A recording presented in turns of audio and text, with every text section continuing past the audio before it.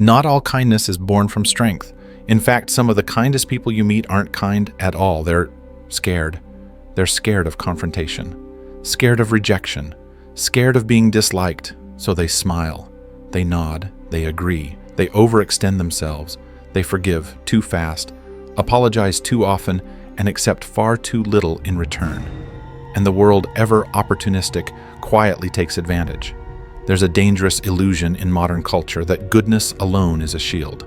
That if you're soft enough, agreeable enough, likable enough, no one will hurt you. But here's the brutal truth. The world doesn't reward softness. It exploits it. People don't respect you for being endlessly kind. They respect you when your kindness has limits. When your compassion is balanced by clarity. When you can offer love but also say, "That's enough." Many confuse fear with virtue. They act like saints, but it's not out of wisdom, it's out of avoidance. They've learned to keep the peace by abandoning themselves. They betray their own needs to keep others comfortable. And this self-erasure dressed up as moral high ground becomes a quiet form of self-sabotage. Because every time you bite your tongue when something crosses the line, every time you smile through disrespect, every time you give a pass to behavior that wounds you, you're telling the world exactly how to treat you. People aren't mind readers. They take cues. If you don't protect your time, your energy, your self-worth, no one else will. You become the person they call when they need something, but never when they want to give. You become the one they vent to blame, manipulate, because they know you won't fight back. Not because they're evil, but because they sense weakness. And weakness, no matter how noble it appears, invites pressure. Machiavelli understood this long before we had therapy apps and self-help podcasts. He knew that perception is power, that people judge not just your actions, but your posture, how you carry yourself, how you react, how you tolerate. And the most dangerous kind of fool is the one who thinks being endlessly kind is a virtue in itself. It's not. True kindness without boundaries is not kindness. It's self-destruction on a slow burn. Real strength is quiet. It's the man or woman who knows when to walk away, who knows when to draw a line in the sand, who can say no without guilt and yes without fear. This isn't cruelty, it's self-respect. It's what separates the wise from the weak, the respected from the used, the free from the exploited. So the next time you find yourself giving too much, tolerating too long, ask yourself, is this kindness? Or is this fear pretending to be noble? Because power doesn't always wear armor. Sometimes it just knows when to stop smiling. There is a moment, often quiet, often private, when someone wrongs you and you hesitate. You pause not because you're weak, but because you want to be the bigger person. You tell yourself to forgive, to let it go, to not make a scene. And maybe once that makes sense, maybe twice. But what happens when you forgive someone the 5th time? The 10th. When your silence becomes routine and your grace becomes expected, what happens is this: your forgiveness turns into permission. People quickly learn what you allow. They test the limits not through cruelty, but through patterns. They push, and if you bend, they push further. And before you know it, betrayal isn't an accident, it's a cycle, one you unknowingly signed up for. Because when forgiveness becomes unconditional, it becomes meaningless. It no longer reflects your strength, it reflects your fear of conflict, your fear of losing someone, your fear of being alone. The truth is, betrayal isn't always the other person's fault. Sometimes it's yours for making it safe to betray you. When you reward hurt with understanding, when you greet manipulation with patience, when you meet disrespect with silence, you're not healing the relationship, you're burying yourself. You're sending a message that there are no consequences. And where there are no consequences, there is no respect. American culture often romanticizes forgiveness as a moral high ground, as if refusing to walk away is a sign of strength. But in reality, it can be a sign of dependency, of unhealed wounds, of believing you don't deserve better. And the sad truth: the more you forgive someone who keeps hurting you, the more they stop seeing you as kind and start seeing you as easy, not worth fearing, not worth keeping. Machiavellian philosophy doesn't view betrayal as an anomaly. It sees it as a tool a weapon people use when they believe there won't be blowback. So the solution isn't to close your heart, it's to strengthen your spine. It's to build a boundary so clear that the moment someone steps out of line, they understand what's at stake. This isn't about vengeance, it's about self-respect. Because forgiveness, when used wisely, is a gift. But when given out like candy to those who poison you, it becomes a curse. It trains others to see your love as cheap, your loyalty as blind, your presence as guaranteed. So the next time someone hurts you and you're tempted to forgive without reflection, stop. Ask yourself, am I healing the situation or just making it easier for them to hurt me again? Forgiveness without standards is self-abandonment. And the people who love you, truly love you, will respect your lines, not your silence. Betrayal doesn't start with them. It starts the moment you teach them there's no price for crossing you. Not all help is genuine. Sometimes it's the leash before the chain. The most dangerous manipulators don't scream, threaten, or demand. They smile, assist, and offer unsolicited support. And while you're busy thanking them, they're slowly positioning themselves to control you. They don't need to overpower you. They just need you to believe you need them. This is how manipulation works in its most deceptive form. It cloaks itself in kindness. It arrives as a favor, a rescue, a helpful suggestion. But behind the generosity is a hidden invoice, one that demands loyalty, access, obedience, or emotional debt. The worst part. It's not easy to see it coming because it feels good. Manipulative people rarely come off as villains. They come off as saviors. And that's the trap. You might think they're just trying to help me, but the question is on whose terms? Because real help empowers you. It strengthens your independence. It respects your voice. But manipulation disguised as help strips you of power while pretending to give you comfort.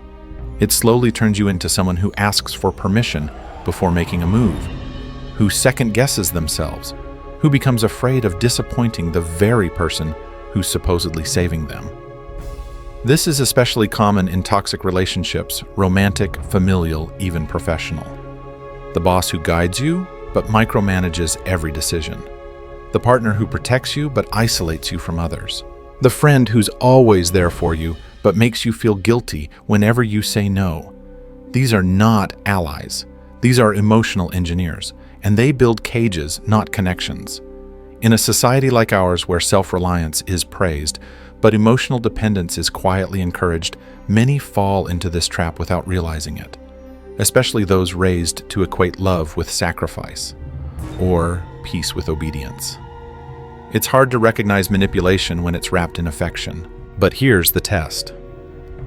Does their help make you stronger or more reliant, more clear-headed or more confused, more yourself or less? Machiavelli warned us that the most effective form of control is influence that looks like care. People won't rebel against help, they welcome it. And once they do, it becomes nearly impossible to draw the line. Because saying no to help feels rude. Ingratitude becomes the chain. You feel guilty for pulling away even when your instincts are screaming something is off. But let this sink in. Real help does not require submission. It doesn't punish independence. It doesn't expect repayment through silence or sacrifice. Real help is given freely and leaves you freer, not smaller. So be cautious with the hand that keeps reaching for yours. Sometimes it's pulling you out of darkness. Other times it's slowly turning off your light, so you'll always reach back. Never confuse control for care. The most dangerous manipulation is the one that feels like love, but costs you your power. Generosity is a beautiful thing when it's intentional, when it comes from abundance, from clarity, from a place of strength and choice. But blind generosity, that's something different. That's not a gift. That's self-erasure in disguise. Too many people give not because they want to, but because they think they have to. Because they're scared of being perceived as selfish. Because they think their value depends on how much they sacrifice. So they overgive, overshare, overcommit, and in the process they become emotionally bankrupt. In American culture, there's a toxic myth embedded deep in our psychology: good people give without limits. But that's not goodness, that's martyrdom. And martyrs don't change the world, they get burned at the stake while everyone else watches. When you give without discernment, you teach the world that your resources, your time, energy, attention, money are infinite. And worse, you teach people that they don't need to earn your generosity. It becomes expected, taken for granted, and eventually exploited. People don't appreciate what they didn't have to work for. They expect it. They feel entitled to it. And if you ever stop giving, they call you selfish, cold, fake. But the truth is, you were never selfish. They were never grateful. Blind generosity isn't noble. It's dangerous because it allows other people to feed off you without limits. And when they're full, they don't stay. They move on to someone else who will give even more.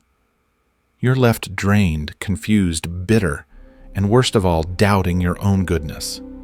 True power doesn't lie in how much you can give.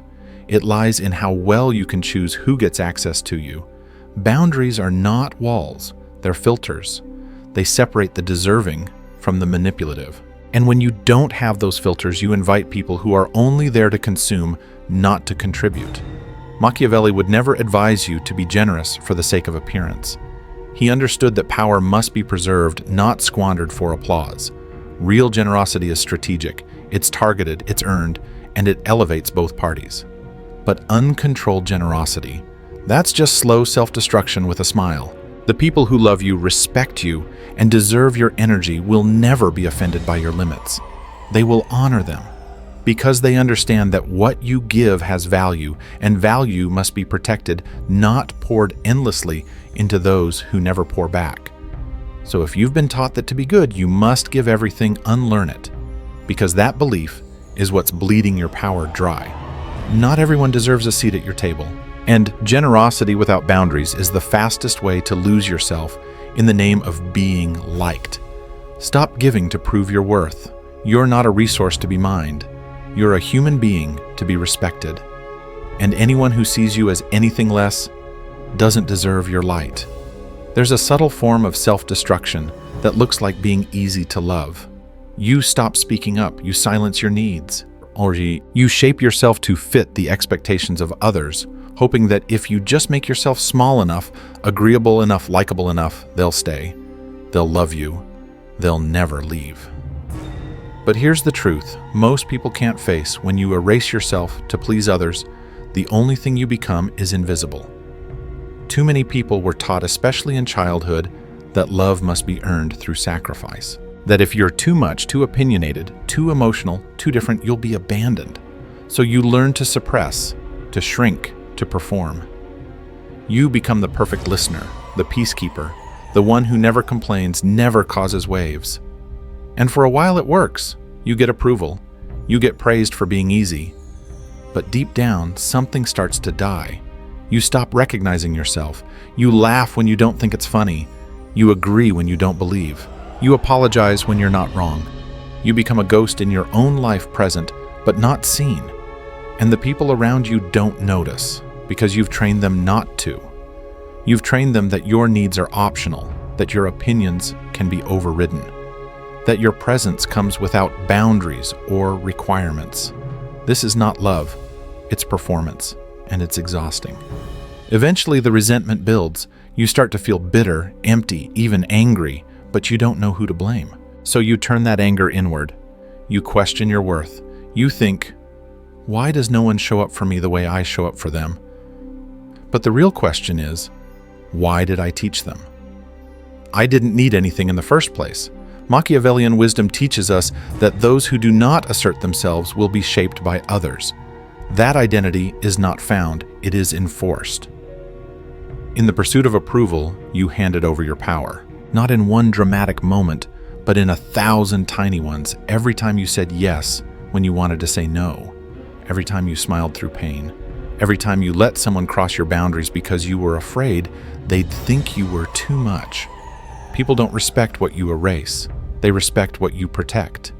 If you want to be truly loved, not for the mask you wear, but for who you are, you have to be willing to disappoint people. You have to risk being misunderstood. You have to allow people to walk away so the right ones can walk in. Because the truth is, people will love a watered-down version of you, but it will never feel real. It will never feel safe. It will never feel enough. because deep down, you'll know they don't even know you. They just know the version of you you created to keep them close. Stop shrinking.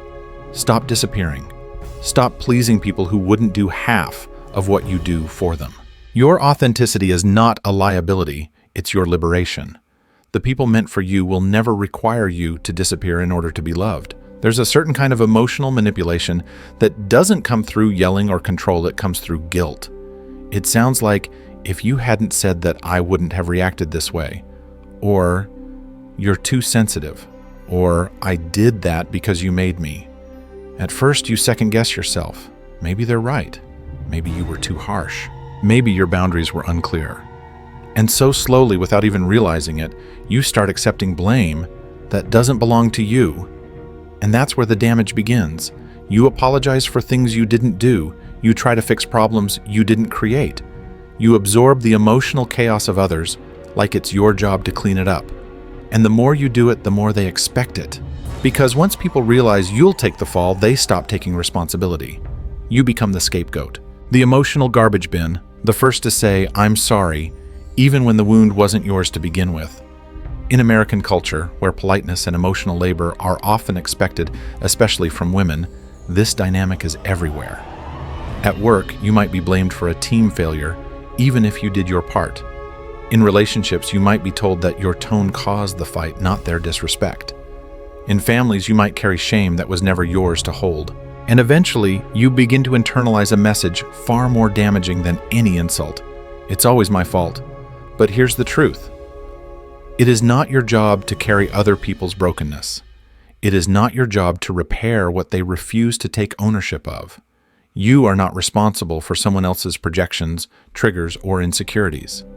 And accepting false blame doesn't make you noble. It makes you a target. Machiavelli would tell you perception is power. And if people perceive you as the one who will always take the hit, they will hand you the knife every time something goes wrong, not because they hate you, but because they can. Because you've taught them there will be no pushback, no resistance, no accountability. You're safe to blame. This is how emotional abusers keep control, not through dominance, but through distortion.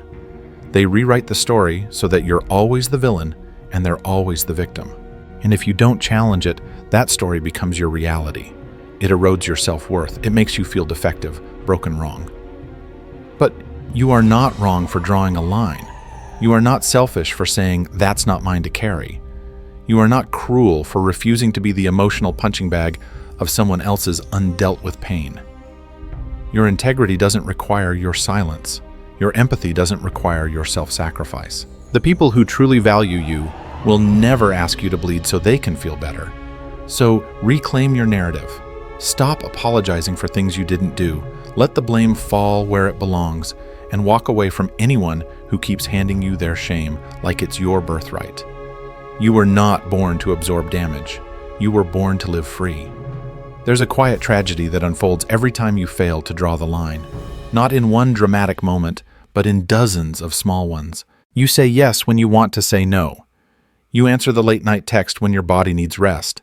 You tolerate the sarcastic remark, the backhanded compliment, the subtle disrespect because you don't want to seem difficult.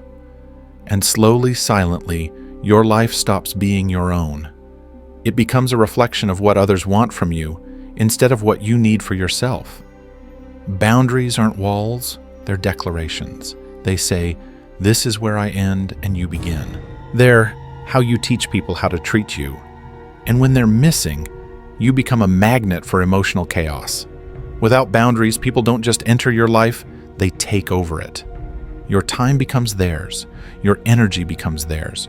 Your voice, your schedule, your peace, they all become negotiable. You become exhausted, resentful, and worst of all, unrecognizable to yourself. In American society, especially in relationships and work culture, we're often taught that being available is a virtue. That being selfless, flexible, and endlessly accommodating makes us good people. But what if it's making us broken people instead? The truth is, when you fail to set boundaries, you're not being kind. You're being complicit. Complicit in your own burnout. Complicit in your own disrespect. Complicit in the slow erosion of your sense of self. And the people around you, those who benefit from your silence, won't stop you. Why would they?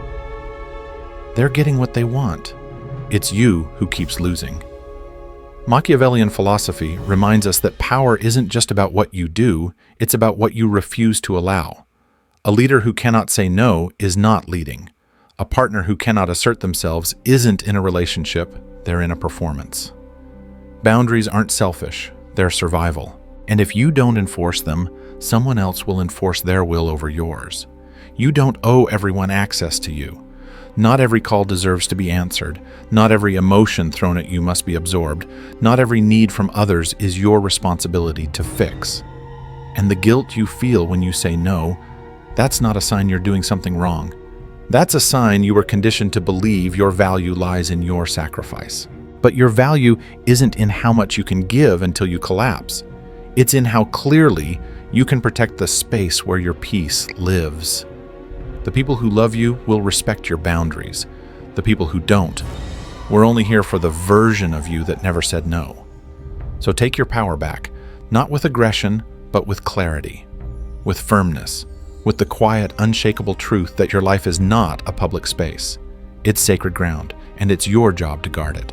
Because without boundaries, you're not generous, you're just slowly disappearing. In life, being kind without boundaries isn't compassion, it's self-erasure. We're taught to forgive endlessly, to be generous to keep the peace. But when kindness turns into silence, when forgiveness becomes tolerance for disrespect, and when generosity leaves you depleted, you're not growing, you're being used. The truth is, people will take as much as you allow. If you don't set limits, you'll find yourself drained, invisible, and resentful, wondering how you got there. Power doesn't lie in being agreeable. It lies in being clear. It lies in saying no without guilt, walking away without apology, and refusing to carry shame that isn't yours. Manipulators often arrive looking like helpers. Emotional abusers come dressed in charm. If you don't protect your peace, someone else will claim it as theirs. You owe no one access to your energy just because they expect it. Boundaries don't make you cold, they make you sane. The most powerful people aren't the loudest or the most liked. They're the ones who know who they are, what they allow, and what they refuse to tolerate. So if you want to be respected, loved authentically, and free, start by drawing the line. And don't apologize for it.